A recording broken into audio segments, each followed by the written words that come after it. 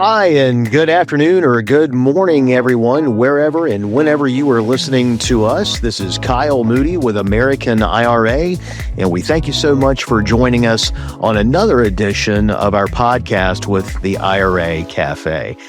I can't tell you enough how much I am looking forward to introducing our newest guest with you today. This is going to be bringing a different dynamic, I believe, than what guests we've had in the past. And I think that everyone really of all ages is going to get a lot of great information, maybe hear things that they need to hear things for the first time. And even if someone is just sharpening the saw, I think it's going to be great to maybe get some things from a different perspective. So we were really looking forward to that. American IRA thanks you for being here today. As you know, American IRA, we specialize in self-directed IRAs and solo 401ks. It's the ability for you to be able to take your retirement dollars, move those into your own new account, and use that money to invest in real estate. Or in private lending or in private placements. And headquartered in Asheville, North Carolina. It's always great to bring in the new guest, and our guest today is also from Asheville. So without further ado, I would like to introduce to everyone today Kyah Ebert. And Kyah is part of a real estate partnership where they focus on vacation rentals. So Kyah, thank you so much for being here with us today. Absolutely. Kyle, thank you. Really grateful to be on the podcast. And just want to say, first off, apologies. I jumped out of a project and ran to a coffee shop. Should have probably taken this home, but behind me is not a green screen. So this is actual real forest. And if there's any traffic, just first off, apologies. And let me go ahead and coattail on that. I will tell everyone, Kyah is in my old stomping grounds of Asheville, North Carolina. So pretty much no matter where you are, that's going to be the backdrop right there. If there's any traffic that you hear, I haven't been able to hear it on the pre-production yet, but it's awesome. Always a welcome sight to see the greenery back there. And for anybody who knows what Asheville has gone through in the past 11 months post-Helene, it's always great for folks to be able to get outside, have a smile on their face. And so, one of the things I will also say about this is that this picture is quite representative. You see me in a home studio right now. But if you want to see what the new face of investment business is and where it can take you, is folks, this is a powerhouse business professional right now who is killing it in real estate with his investing business. And that is his office.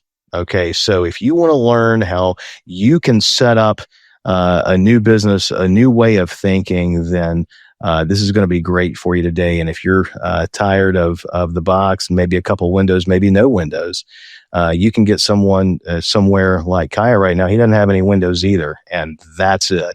So choose your background, right? So, let's go ahead and jump into that. Kyah, you are 22 years old, and this is really a great time for you to come on, because in my line of work, when I'm talking to folks, what I hear is from them, I will approach them and be serious about talking to them about their retirement future, about how they can use their self-directed dollars to invest in real estate. And then the conversation takes off from there. But it'll get really maybe short with them when they say, actually, I can't even talk about this yet. I mean, I've got a long time till I retire. I can't do anything like this yet. I'm only in my 20s. And so I'm really excited for you to bring your message today on why that's really not the case. I mean, yeah. So, I'm 22 years old, but I've been in real estate for probably about 3 going on 4 years now. I initially wanted to be a professional athlete. I played soccer in Europe and South America. And when I wasn't able to kind of stick there as a professional player, I came back. I got started by basically when I came back to the States, a player or a friend of mine that I grew up playing soccer with, him and his mom were pretty much in the real estate / vacation rental space. And so I started basically going to their properties, cleaning, learning, supplies and how to clean the properties and perform maintenance. And and they actually had purchased a home, and it needed serious renovations. So like floors, bathrooms, kitchens, new roof, exterior paint, interior paint, like literally everything a house could possibly need. And so I pretty much just dropped everything. I worked entirely for free, and I slept in that renovation with Aiden, my friend, now business partner, and basically just learned everything I possibly could about a house. And so that was kind of how I started the real estate game. I was probably 18 or 19 at that time. I think I was a senior in high school, but I was in that summer, like where I would have gone to college. And so, yeah, I mean, I'm 22 now, but I mean, it took me a year to get my first property, and that property wasn't even a property I owned. It was a property I leased, and I still lease, and sublease as a vacation rental. So yeah, I mean, that's kind of like my origin story behind, how I was able to start so young. I didn't go to college. I just, you know, wanted to be a professional athlete. And when that didn't really pan out and I had some more ambitions in a different direction, I just like kind of jumped all into real estate. Right now. So that was property one. Tell Mhm. everybody how many properties you're up to now. So, between me and my four business partners, we have about 50 at the moment. And those are managed, leased, which leased means like an arbitrage or a subleasing situation, and then owned. So yeah. Gotcha. And one thing that we'll take a look at here as well. What are the company or companies that the four of you are involved in? Are there some websites that people can check out? Yeah, absolutely. So we have multiple different LLCs and entities, but in terms of like business names, we have two. One is Stay Happy Asheville. You can find us at www.stayhappyasheville.com. That's basically like if you're a traveler, and you're wanting to book one of our stays, come to one of our properties, you can do so direct, save on fees. It's been a way for us to kind of stay durable through tough markets, tough times. I'm sure we'll touch on Hurricane Helene. And then number two is www.keycollection.io. And so this is a little bit different. So this website is actually geared towards helping people do what I do. So I know it's kind of hard starting off, and, I started off through having a mentor, having, Aiden and Lisa. And so I kind of want to pay it back and play that role, and basically help other people get into the vacation rental space. So yeah. Gotcha. And, one of the things that I saw when you had sent some information over, you together, your group, you have a goal. Explain what your goal is for your businesses and along with what you offer, what you hope to really obtain. Yeah. So we currently are getting done with our 49th and 50th vacation rental. And as I've started growing my business and being in real estate, there's a lot of different things you can get into in real estate, whether it's wholesaling or fix and flipping or long-term rentals or pad split or whatever it is. And so I've realized that like doubling down on the thing that I'm already good at is just going to help kind of create that distance from competition. And so our company goal is to scale from 50 to 500 homes. But we don't want to just do that with any property that we pick up, as a management, deal or property that we buy. We want to focus on partnering with people and investors, and going out and basically creating the most durable short-term rental products that are going to outperform for years on end. And so, yeah, our focus is to grow a large company, but to also really focus on quality, because in the real estate space, like short-term rentals, like it's extremely hard to run a hospitality business, and it's very important to maintain quality. And so that can be quality of product, quality of upkeep, quality of maintenance, quality of cleaning, quality of guest communications. So yeah, that's kind of our company goal at the moment. And, again, being young, only being in the business for a couple of years of where you're taking it to the level that you are, uh, there's been competition that have been in the Asheville area for a long time, both in the long term, short term vacation rental. Um, how do you market yourselves to get ahead or really? this is our stamp of this is what sets us apart. What are you guys using? How do you get your message out there? So in terms of like setting us apart from the competition, I mean, a, a lot of investors that have gotten into this space, while they have, increased supply and competition, there's not many people that are willing to double down on the amount of money they're investing into their products, the amount of time they're willing to spend on their design, and just the like leaps of faith in trying new amenities out. And so like, for example, one of our properties, we just recently got done with, $1 million new construction home, 5 bedrooms, 3,500 square feet. We had all the bells and whistles, right? Like we made sure that we designed the entire product virtually before we even step foot in the home. That way we could curate it absolutely perfectly. But we also, decided to do a virtual reality room, which is like nobody has even thought of doing that in our market. And so like I almost think of it like if you've ever seen like the food groups, kind of like the food like pyramid that they show you when you go to the Right. doctors, and they're like, Right. first you need to eat, these, and then here's your fibers, and then it's almost like, what's your core product? Like what is it a new construction property? What's the location? Okay. And then, the next tier is like, how many people can it sleep? Does it have a hot tub? Does it have a sauna? And then the next tier is like, that's when you start like getting into the nitty gritty. Like, are you doing, a virtual reality room? Are you, do you have outdoor amenity spaces to, do fire pits or pickleball courts or whatnot? And so yeah, really just like doubling down on our products and making sure that every product is almost like a portfolio piece for the next one is kind of like our stamp. Was that the one that you were just kind of talking about there? Was that a brand new build or was it a find and gut? So brand new. So we're Okay. actually focusing on a lot of new construction, and something Gotcha. I'm excited to touch on with you guys is, you know, we have found a lot of success in new construction. And Mhm. so very recently, we've actually partnered with a couple of builders that are going to be focusing on building at cost and becoming business partners on these vacation rental products that we're creating. And so this product that I was just talking to you about, this new listing, it was a new construction home, but the builder had already built it and tried to sell it on the market. And things are a little bit soft right now with Hurricane Helene. And so basically we kind of reached out to him and we were able to form a partnership with him. So we basically formed a partnership with him, came in and basically did the entire upfit of the home. And so, yes, this is a new construction home. This is not a, buy, renovate, gut type of situation. Right. Gotcha. Gotcha.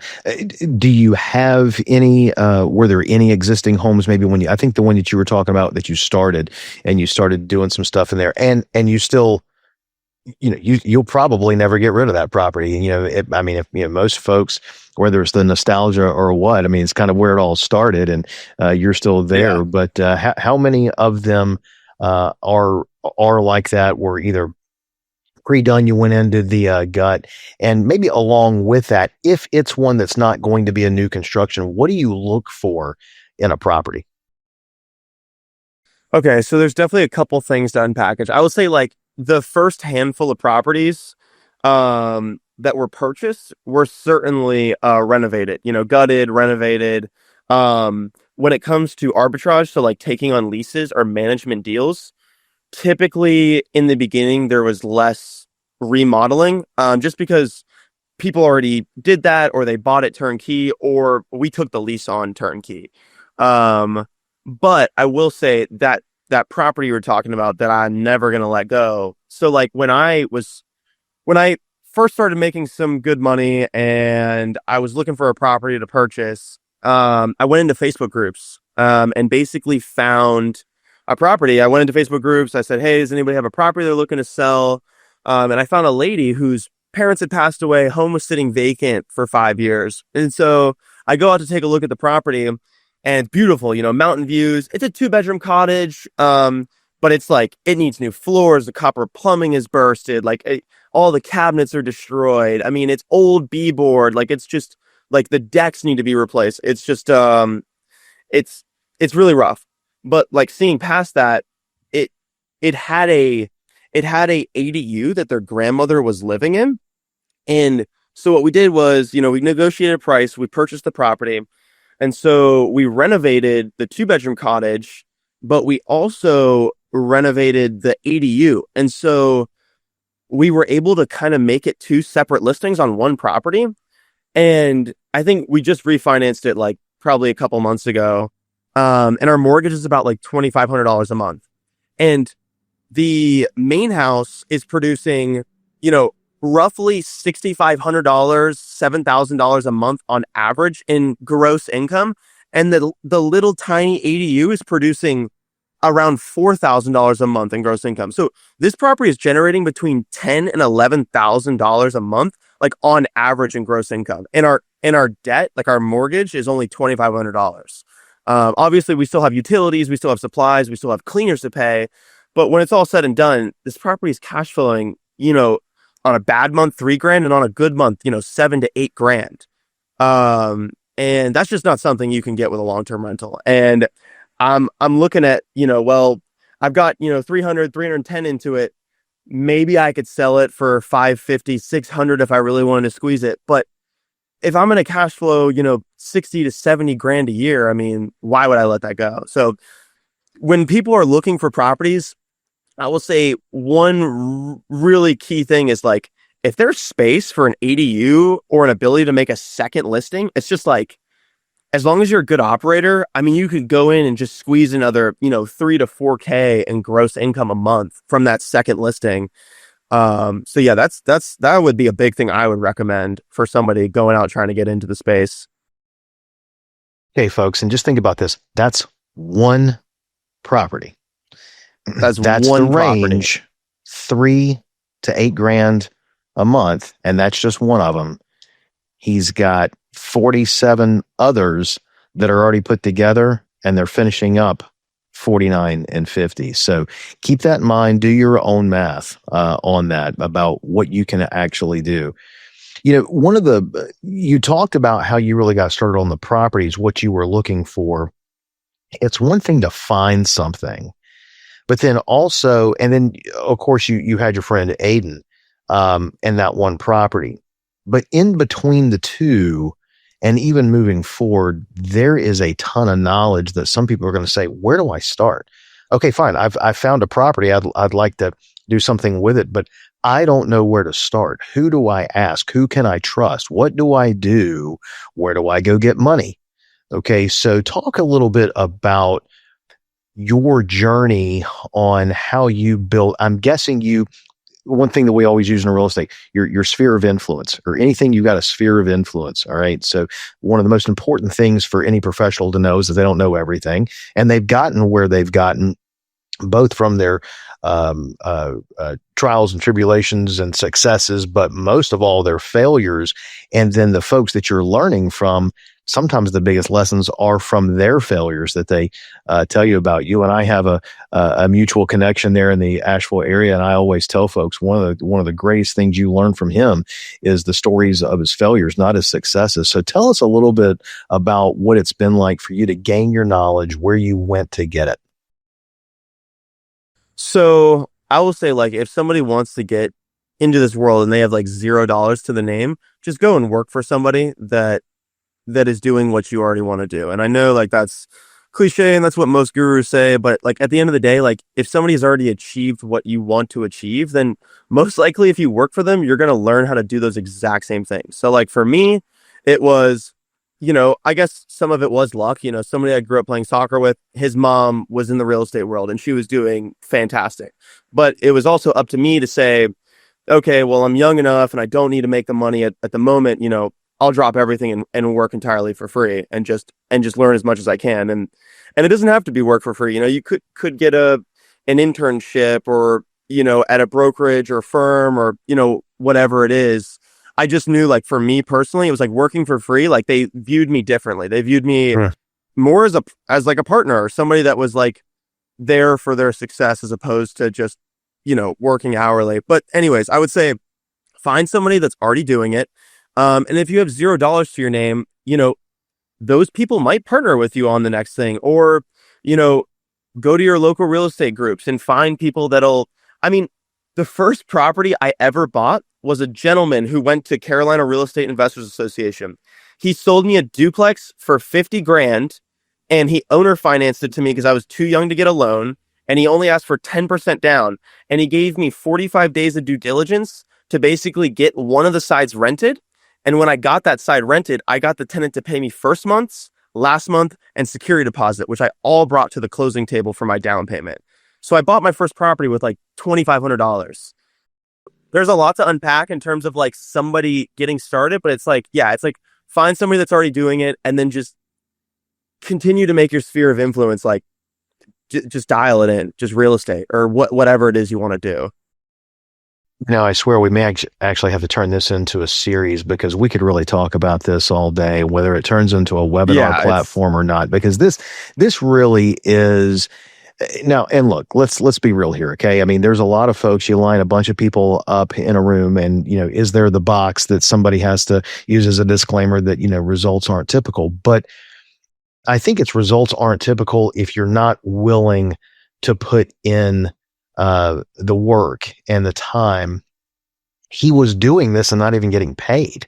Okay. I mean, maybe his payment was, the floor to sleep on, or at least a room to sleep in this first place. But you also can't put a price tag on knowledge. Okay, folks. So this is something that's really good here. And I mean, honestly, again, I can't stress enough that this is a real person sitting here in that's his office that looks like nature there. And he's telling you how he started. He's telling you, what it takes to grow it. And, while we're on that about what it takes to get, something going, I always say, well, there's got to be an objective to it. And I always tell folks, look, whether you're wanting to, invest with your self-directed IRAs, if you know the type of investment stream that you're wanting to go on, what is your why? What is your motivation?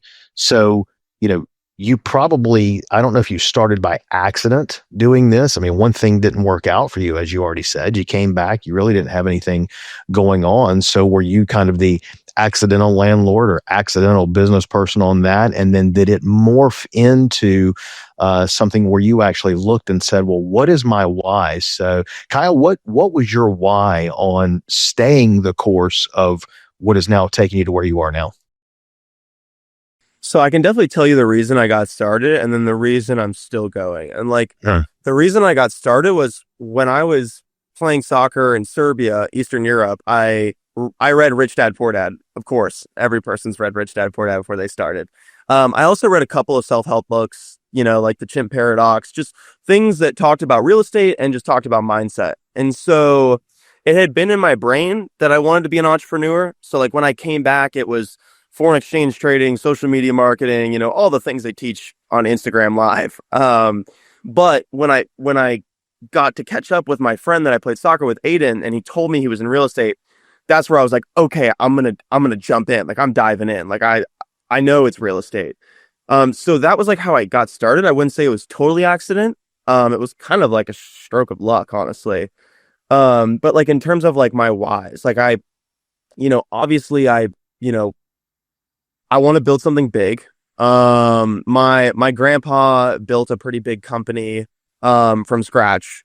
He bought an oil line in Virginia when he lived in Florida, moved up and basically started a company from scratch. And so I want to be able to basically like continue like my family legacy of like being an entrepreneur and like building a big company that basically, everybody that works in that company can grow and have dreams and just like be big enough for people to just, do big things. So that's like one of my big whys is to be kind of like my grandpa.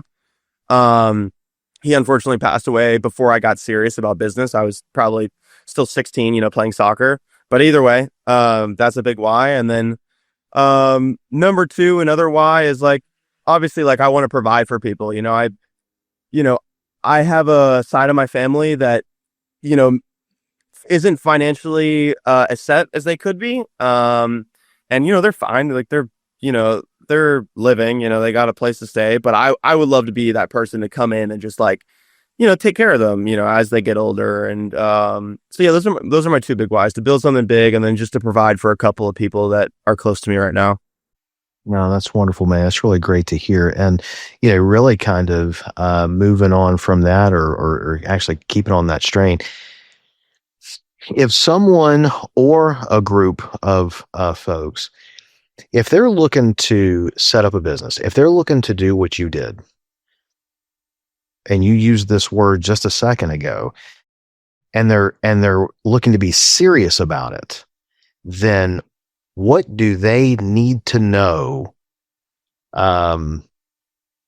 Really, before, I mean, it's one thing that, hey, we're going to do this. Hey, great. Kyah's story is amazing. Yes, it is. But we're not seeing on here really everything that it took. I mean, we don't have all the time left in this week to really talk about what it took, but a couple of bullet points that if somebody says, hey, this is my thing, I want to either talk to him or I want to listen to this podcast over and over, what do they need to know to get started and to maintain and be successful? I mean, I think it's really similar to what I said in terms of finding somebody that's already doing it. Like I don't know if there's anything like niche you're asking about somebody getting started. But I think from like a broad perspective, like finding somebody that's already doing what you want to do is extremely important. I know one of the things that I learned from a guy named Bob Swanson back in Asheville, Korea, and this was, gosh, 14, 15 years ago. I remember him he was the chairman of the new members group. And I remember him getting up in front of the room and saying, if you look around the room, it's all full of investors, but we all do our different thing. We all don't do everything. And so you just hit another word there, the niche. And he was like, find out your niche, find it quickly. Don't have a bunch of niches because that can use up all your money. And he said, but if you find one, maybe two, and stick to it and, keep your focus and your funds going to those. He talked about how that is actually something that can build the income as opposed to in 6 months going and blowing on everything, just trying everything. Okay. So yeah. So, I mean, I think when you're like first starting, you're going to have to do everything to figure out what sticks. And then like once the one thing sticks, then you need to kind of go all in. And like that point when you need to jump, it's kind of hard to like tell somebody when that is, but like, when you start, you don't know what works. So you try everything until one thing works. And when that one thing works, you do only that one thing, because every single time you continue to practice that one thing, you'll get disproportionate leverage on the work that you do on that one thing. Gotcha. Solid. What are everybody knows about the great things that real estate can bring you maybe after the fact. What are the challenges that you're seeing in real estate right now, if there are any to you? Yeah, I mean, and it's good that you asked that, because I just basically said to double down on whatever sticks. And I live in Asheville. My entire portfolio is in Buncombe County. 99.9% of my portfolio is short-term rentals. I have a long-term rental. And Hurricane Helene hit us, and I pretty much just like saw red for 6 months and just worked and like to keep my business afloat. And even right now, I mean, revenue's down, in my portfolio around 10 to 15%, in other people's portfolios, as high as 50%.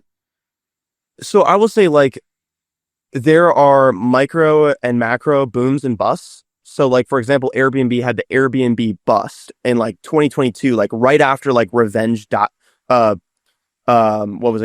like revenge travel. Like as soon as that died down, we had the Airbnb bust where all of those investors that had poured into the market and tried to scoop up that revenue that was coming in after, COVID restrictions were getting lessened, people started just getting hammered.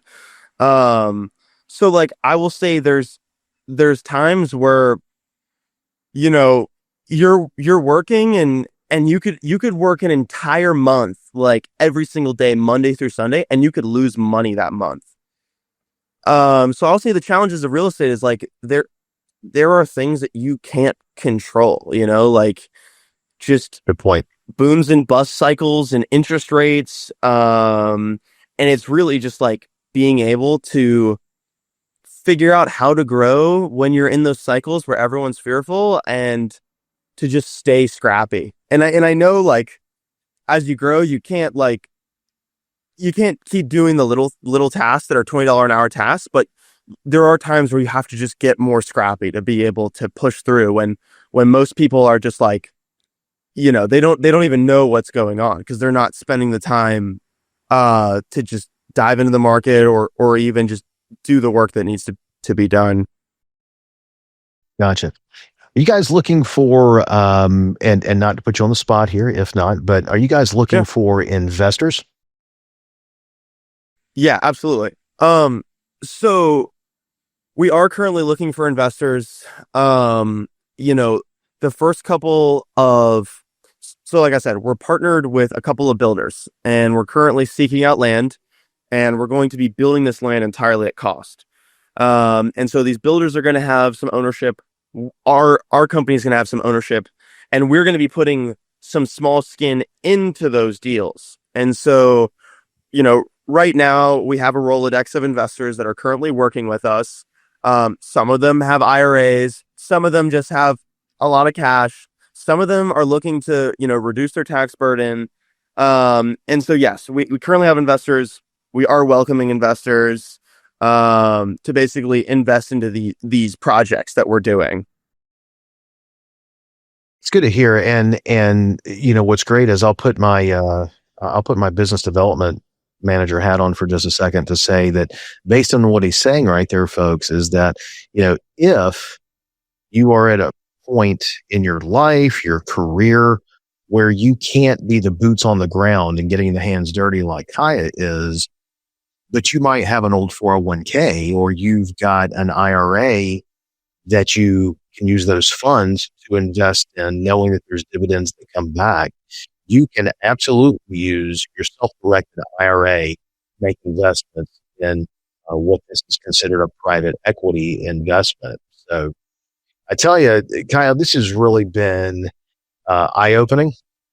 It's been educational on the entire demographic, on your story. And I tell you, if you got time and can take time away from nature again in the future, I think we'd really like to have you back and maybe, talk about maybe more specifics on some things, maybe even bring you in on our webinar platform.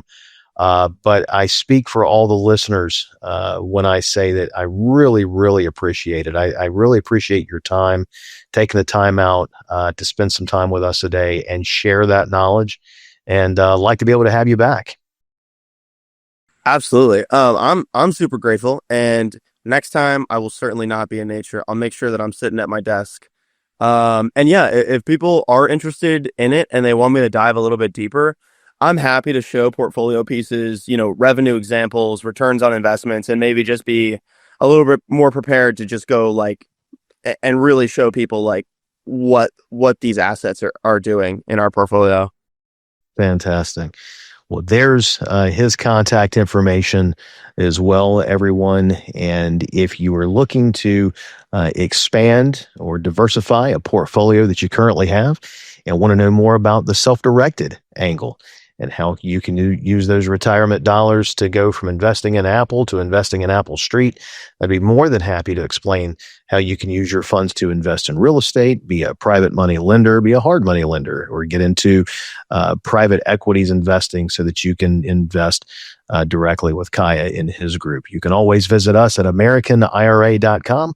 Our education library is fantastic out there. everything from our webinars to these podcasts and any of the articles that have just basically been timeless over the years.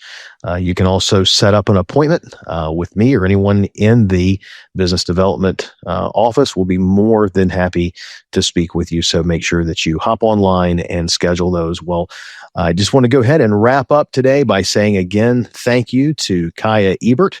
Looking forward to seeing where that business is going to continue to go, and looking forward to seeing how Asheville is going to continue to heal as well, as we are a month away from Helene coming in a year ago. And Kyah talked about it, how his business was affected 11 months ago. And so many people are have always paid attention to that. And I know that I get questions all the time when folks call in. They want to know how Asheville is doing. So glad to see you forging on. So I tell you what we'll do. We'll go ahead and let everyone get back to their work day, or start their work day again, wherever or whenever you are listening to us. And we thank you so much again. So once again, from the IRA Cafe, this is Kyle Moody with American IRA. We'll see you next time. American IRA, LLC, a North Carolina LLC, acts as a third-party administrator for New Vision Trust Company, a state-chartered South Dakota trust company. As a neutral self-directed IRA administrator, American IRA does not recommend or endorse any investments, individuals, or entities, including financial representatives, promoters, or companies. American IRA and the IRA Cafe are not responsible for other statements, representations, or agreements, nor do we evaluate the quality or profitability of any investment. American IRA does not endorse guests on the IRA Cafe podcast. Guest opinions are their own and do not necessarily reflect the views of American IRA, its subsidiaries, associates, or custodian. Participation in the podcast is voluntary and no compensation is provided. American IRA is not a fiduciary and cannot offer financial advice. Please consult your CPA or another professional before making financial decisions.